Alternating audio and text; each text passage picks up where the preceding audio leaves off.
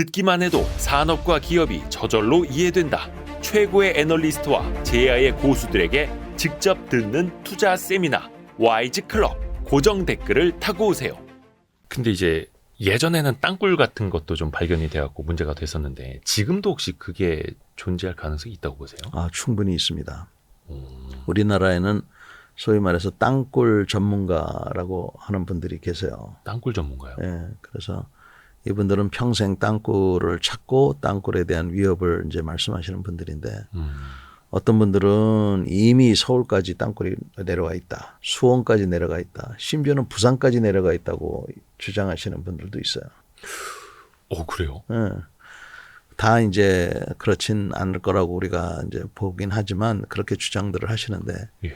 이 땅굴 전문가 모든 분들이 동의하는 건 딱 한 가지가 있습니다. 북한이 땅굴을 더 갖고 있다. 더 갖고 있다. 네, 그래서 우리가 어디에다가요? 휴전선 전 지역에 걸쳐서 땅굴을 갖고 있을 것이다. 그래서 그 숫자가 뭐 얼마일지는 모르지만 제가 보기에는 뭐 10개 이상 더 있지 않겠느냐. 그래서 이 땅굴들을 통해서 남한 군복을 입고 비슷한 장비를 가지고 또 우리나라 말을 하면서 만약에 기습을 가하게 되면 초기에 굉장한 혼란을 초래할 수가 있죠. 약간 그 전후방 동시 교란 작전 네, 이런 그 식으로. 배합전이라고 그러는데 그거는 뭐 공산주의자들이 아주 기본적으로 쓰는 전술입니다. 배합전이요? 네. 이게 근데 2024년 현재도 유효한 전략일까요? 요번에 2023년 10월 7일 날 가자에서 하마스라는 무장단체가 한 거를 보면 불도저로 그 철책을 무너뜨리고 네네네. 파라글라이더를 타고 넘어오고. 그냥 일반 자동차를 끌고 와장창 들어와 가지고 그것도 무고한 민간인들을 죽이고 납치하고 참 그런 시대가 있기 때문에 안보를 책임지는 사람들은 모든 가능성을 열어놓고 대비를 해야 됩니다. 모든 가능성을 열어놔야 된다. 네. 뭔가 그 시나리오별로 대응 방법들이 있겠죠? 네. 가장 현실성 높은 도발은 뭐라고 보세요? 도발이 될지 뭐 전쟁이 될지. 그거는 우리가 그냥 역사적으로 판단해 보면 네. 2015년입니까? 그 비무장지대에서 북한 군인들이 우리 순찰로에다가 지뢰를 매설했었잖아요. 북한 지뢰 이런 거요. 뭐 그런 거. 또 2011년입니까? 그 천안함. 네네네. 북한 잠수함이 우리 쪽으로 들어와 가지고 우리 초계함을 두동강에 내는 사건.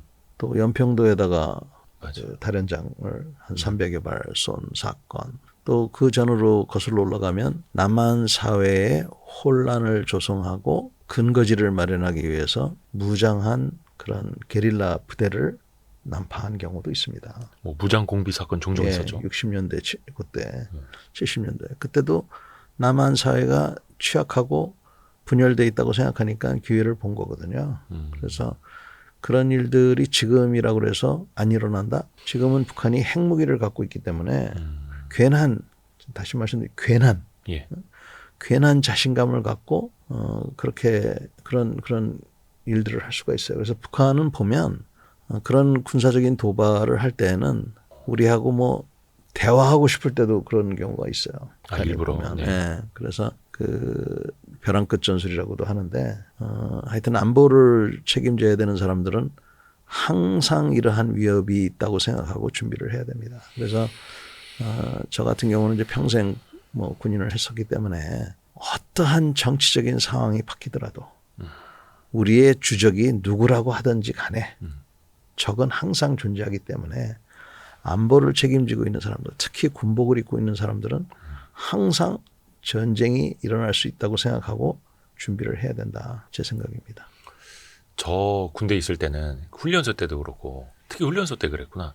그 밥 먹으러 들어갈 때 식당 앞에서 다 줄 서가지고 우리의 주적은 북괴다 이거 3번씩 외치고 들어갔는데 요즘도 하나 모르겠네.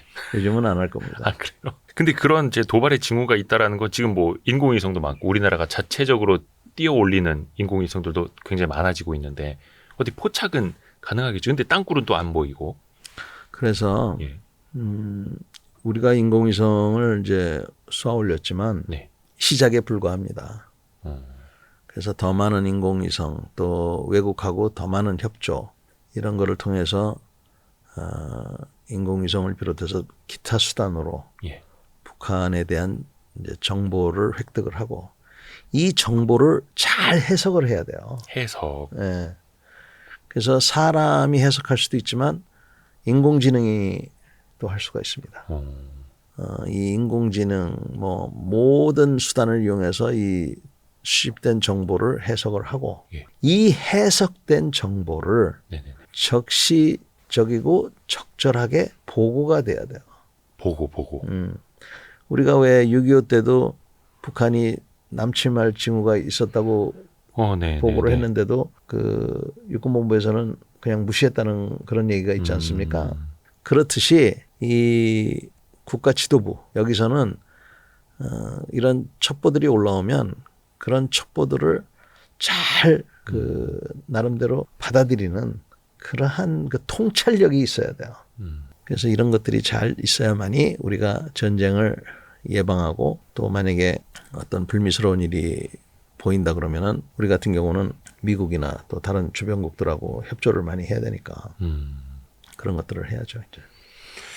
그리고 그 지상전이 벌어진다라는 건 어느 정도 좀 정리하는 차원에서 들어가는 걸까요? 아니면 아예 러시아의 경우처럼 지상전부터 시작될 가능성이 있을까요? 남북 사이에서도?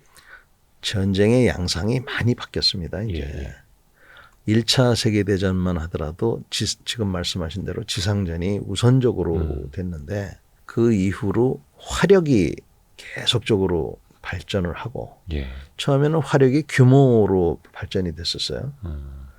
그러다가 이제는 정밀도로 이제 바뀌었고 지금은 양과 정밀도로 다 이렇게 됐고 그다음에 입체적으로 지금 바뀌었습니다. 하늘에서 바다에서 땅에서 그래서 그런 상황에서 이제 있는데 6.25와 같은 그런 전쟁은 당분간은 쉽지 않을 것 같아요. 뭐 북한이 탱크를 몰고 내려와가지고 부산까지 간다? 그거 쉽지 않죠. 그다음에 우리가 뭐 탱크를 몰고 압록강까지 간다? 그것도 제가 보기엔 쉽지가 않습니다. 그래서 그런 전쟁 양상들은 좀 지금은 이제 보기는 어려울 것 같은데 지금 이번에 이란하고 이스라엘처럼 미사일, 크루즈 미사일, 드론 이런 것들이 왔다 갔다 하면서 서로 때리는 이러한 것이 오픈 개막전으로 되지 않을까 하는 그런 예측은 제가 좀 해봅니다. 오픈 개막전 그러니까 거의 전면으로. 네. 그 남북 간의 군사력 차이를 놓고 보면 뭐 6.25 때야 거의 한 3년 전쟁이 지속이 됐었는데 만약에 이게 뭐 최악의 경우가 펼쳐진다면 장기전으로 갈 수 있다고 보세요? 아니면 단기전으로 끝날 거라고 보세요? 지금 우크라이나를 보시면 오래되고 주로 있죠. 국경선 위주에서는 그러니까 참호를 파가지고 참호 전투, 참호전, 소모전으로 되고 있고 간혹 가다가 그 러시아가 장거리 미사일이나 항공기로 우크라이나의 수도를 때리거나 산업시설들을 지금 때리고 있어요.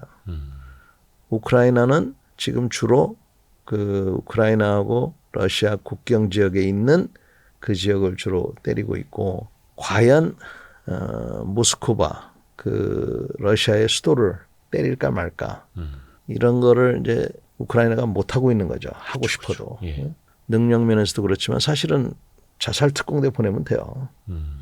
모스크바에. 그럼 그렇게 해서 하면 되는데 확전이라든지 또 그렇게 해가지고 오히려 러시아 국민의 전의만 돋굴 수 있다 이런 것 때문에 아마 좀 자제를 하고 있는 것 같습니다. 또 러시아는 또 핵이 있으니까요. 뭐 그것도 있고 그래서 그렇다면 우리나라 같은 경우에 뭐 상상을 해본다면 북한은 서울 수도권을 중심으로 우리는 평양을 중심으로 뭐 드론을 날린다든지 뭐 이러면서 지금처럼 우크라이나하고 러시아처럼 계속 뭐 이틀에 한 번, 뭐 3일에 한 번 뭐 때리고 그러면서도 접촉 지역 지금 현 비무장지대에 특별히 누가 뭐 더 전진하고 덜 전진하지 않지만 계속 총을 쏘고 습격하고 뭐 이런 거는 3년도 될 수 있고 10년도 될 수가 있는 거죠.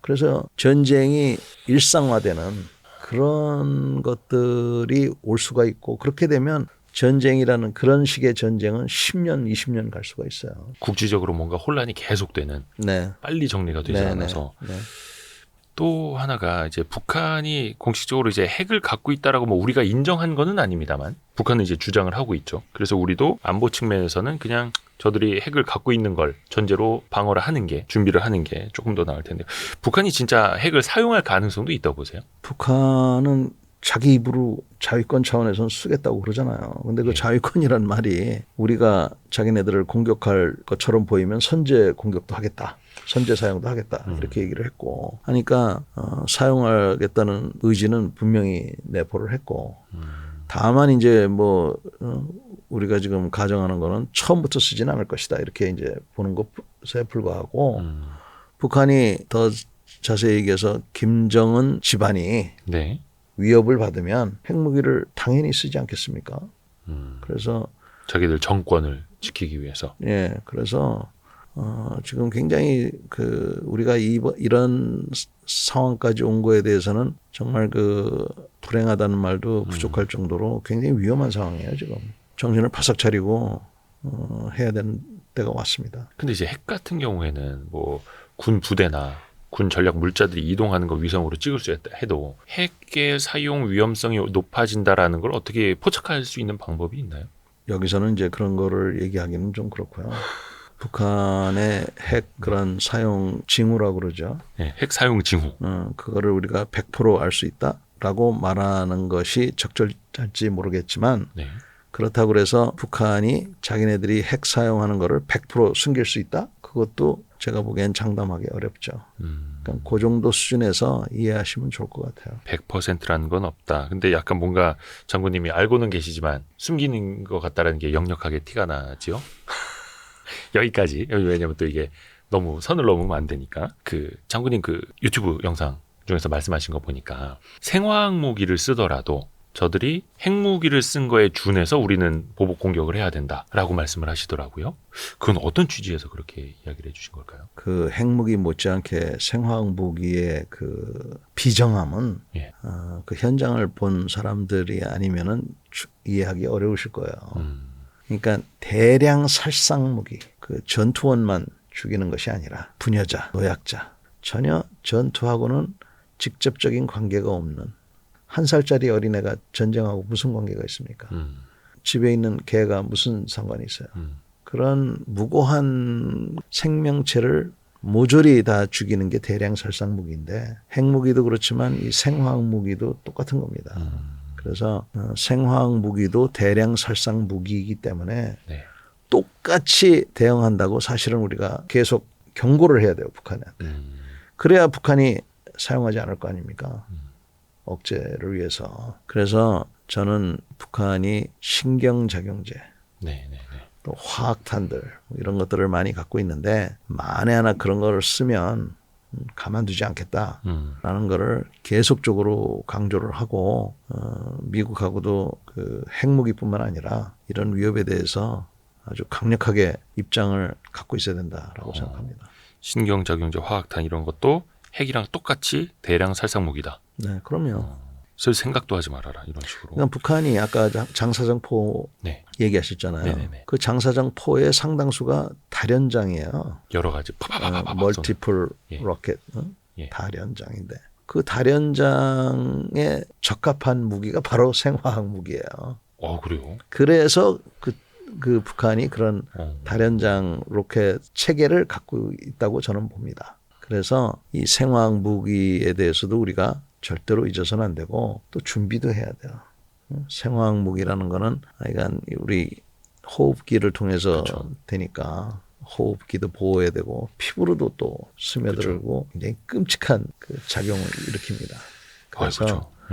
이런 거에 대한 대비, 즉 방독면은 물론이고 화생방에 대한 보호의라고 그래요. 네네네. 보호를 할 수 있는 옷을 갖춰야 되고, 그다음에 응급 해독제도 갖고 있어야 돼요. 아시잖아요.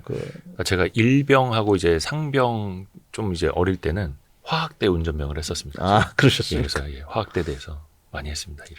그래서 우리나라 군인들, 경찰, 소방, 각 병원 이런 데는 전부 다 이런 생화학 대비를 해야 돼요. 그렇지 않으면 일단 이분들이 살아야 부상자들을 치료할 수 있기 때문에 그쵸. 돌아가신 분은 뭐 어쩔 수가 없고 그래서 이 생화학 무기는 상대방이 쓰지 못하도록 하는 게 엄청 중요하고 애초에 예, 상대방이 쓰지 못하도록 하는 거는 하여튼 쓰면 너도 끝이야. 이거를 분명하게 우리가 그 의지를 보여줘야 됩니다. 이게 근데 그 국제법이라는 게 있지 않습니까? 그것도 이제 전쟁을 하더라도 민간인 살상은 안 되고 이런 대량 살상 무기는 사용해서는 안 되고 그 또 뭐라 해야 되나? 그 열상탄인가 뭐 있지 않습니까? 열화우라늄탄. 예. 그런 건 또 사용해서는 안 되고. 그럼 법이 있는데 막상 이게 전쟁이 나는데 그걸 또 하나하나 다 지킬까요? 약간 그것도 의문이 되고요. 힘 있는 사람 앞에는 그런 법은 아무 소용 없습니다. 그렇죠. 또 외교에서도 다 힘으로 돌아가는데 전쟁이라고. 그래서 그런 법은 아무 의미가 없고 하여간 억지력. 네가 쓰면 너는 10배로 당할 거야. 100배로 당할 거야 하는 거를 하는 게 최고예요. 힘에는 힘으로. 그래서 장군님이 뭔가 좀 전쟁 위험을 각오해서라도 우리도 핵을 가져야 된다. 이거 좀 주장을 하시더라고요. 가능할까요? 어떤 배경에서도 그렇게 말씀하시죠? 그러니까 제가 얘기하는 거는 이제 여러 가지 가정이 있는데 네. 우선 그 가정에 앞서서 첫 번째는 한미 동맹하고 우리 한국의 독자적인 핵하고 맞바꿔치기 하는 거는 저는 절대로 반대입니다. 그래서 한미 동맹을 유지를 해야 된다. 그래서 북한처럼 거짓말하고 사기치고 또 거짓말하고 해서 핵을 개발하자는 게 아니라 우선 첫 번째 가정이 미국이 우리를 제대로 보호해 주려는 그러한 그게 약화됐을 때 그게 가장 큰 거죠. 그렇게 됐을 때는 우리가 미국이 더 이상 보호해 주지 않는다고 하니까 그러면 안녕히 가시라고 그동안 감사했다고 인사를 하고 우리가 NPT에 상황이 이렇게 바뀌었다. 우리도 핵 무기를 가져야겠다. 이렇게 해서 갖자는 얘기죠. 근데 여기에 중요한 거는 핵무기를 갖는 것이 굉장한 책임입니다. 그래서 이런 굉장한 책임을 북한이 과연 지금 제대로 하고 있는지 그것도 염려가 되는 부분이에요. 그러니까 지금 미국하고 영국하고 호주하고 오커스라는 걸 하고 있잖아요. 네, 오커스. 네, 그걸 보면은 미국의 핵 추진 잠수함을 호주에 제공한다는 거예요. 핵무기도 아니에요, 이거는. 이렇게 하는 건데 거기서도 보면은 그 핵과 관련된 연료를 사용해서 핵 잠수함을 운영하는 이 부분에 대해서 핵 정책을 개발하는 그 고민하고 하는 사람이 한 200여 명 필요하다. 이렇게 지금 보는 거예요. 핵 미사일을 장착한 잠수함이 아닌데도 핵 추진 그 연료로 쓰는 잠수함인데도요. 인데도 핵과 관련된 정책 과연 이때 쓸 거냐 말 거냐 뭐 여기에다가는 뭐 쓸 거냐 말 거냐 이런 거 여러 가지 토의를 할 거 아닙니까? 네.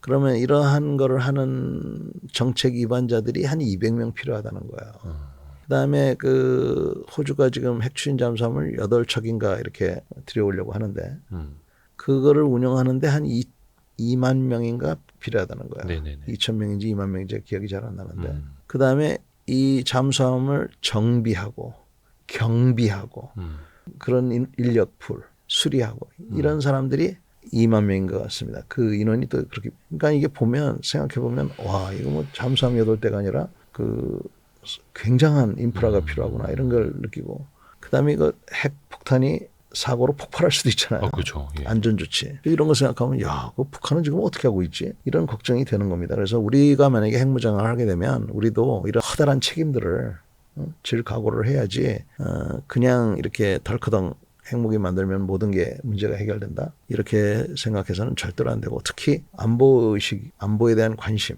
이런 것들이 제대로 없는 상태에서 핵무기를 가지면 어쩌면 한번으로는 더 위험한 곳이 될 수도 있어요. 그러니까 이런 것들을 잘 생각해서 핵무기를 가져야 된다라는 게 제 생각입니다.